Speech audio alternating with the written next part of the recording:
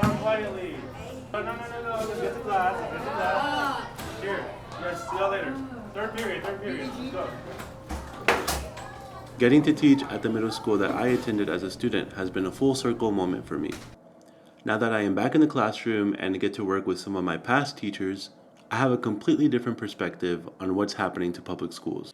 Instead of funding our underfunded classrooms that serve all students, our government leaders are out promoting the privatization of public education and fighting to pass school vouchers as discounts for private schools.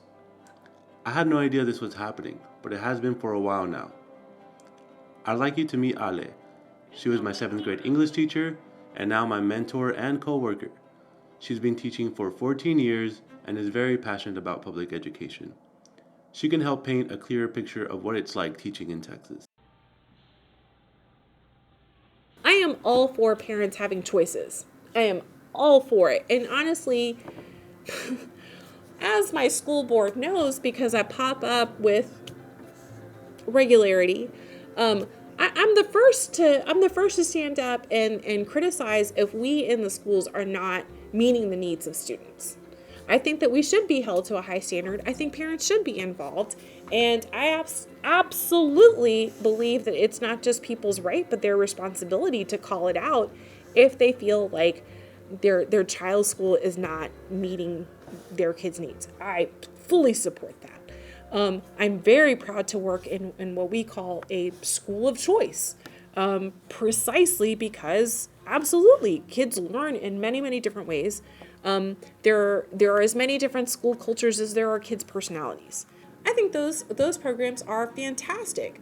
So I'm all for parent choice, but those are things that we offer in the public schools, and diverting money away from those programs into brand new, untried charters, I don't think is going to serve that.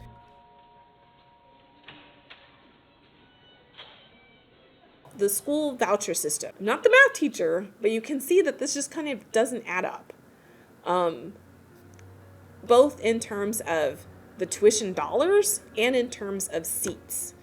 So there is no infrastructure across the state of private schools that exist, that have a proven track record, that can receive tens of thousands of students. And there's also there are no massive systems of private schools that have a tuition that's $10,000 and under.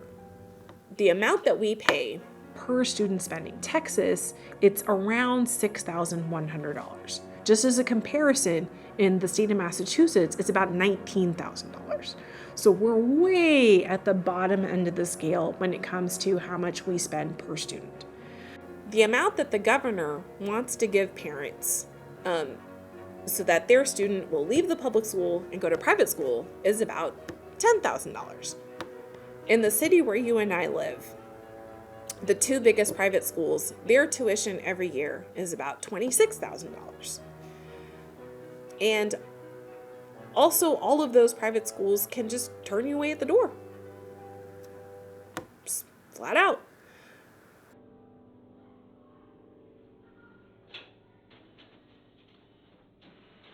They just don't have the same mission that we do. Neither charter schools nor private schools have the same missions that public schools do.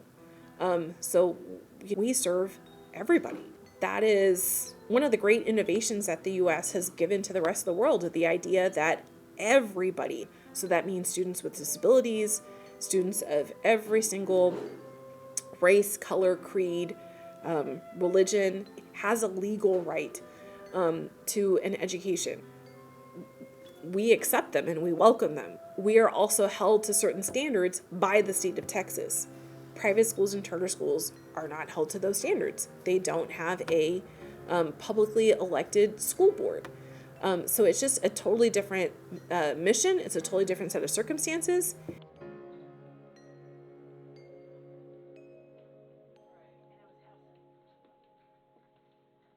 Oh, well, let me say this as a taxpayer, because I don't have kids.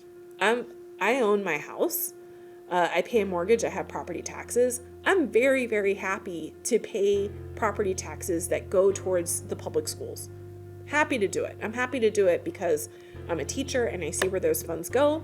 But I'm also happy to do it because I'm a Texan. I'm proud to be a Texan. So I don't mind at all for my property taxes to be going towards my neighbors' kids, my family's kids, my friends' kids.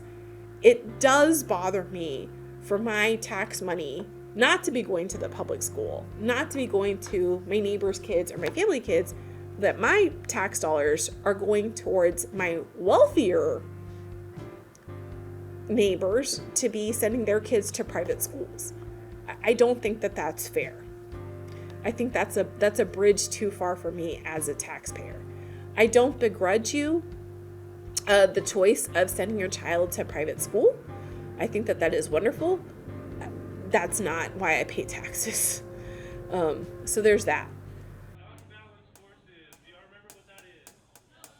So, the question is, why do you pay taxes? I pay taxes with the hope that all classrooms that are dedicated to serving every student get fully funded. Listen, I know public schools aren't perfect, but they can be close to that if we don't give up on them. Throughout the years, our teachers and staff, they've been able to do so much with so little.